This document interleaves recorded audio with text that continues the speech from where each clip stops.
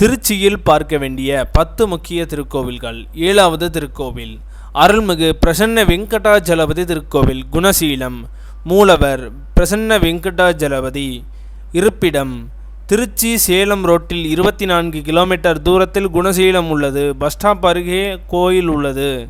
பிரார்த்தனை கண்ணோயால் பாதிக்கப்பட்ட பரத்வாஜரின் சீடர் ஸ்ருததேவன், கால் முடத்தால் பாதிக்கப்பட்ட பகுவிராஜ மன்னன் ஆகியோர் இங்கு சுவாமியை வேண்டி பலன் பெற்றுள்ளனர்.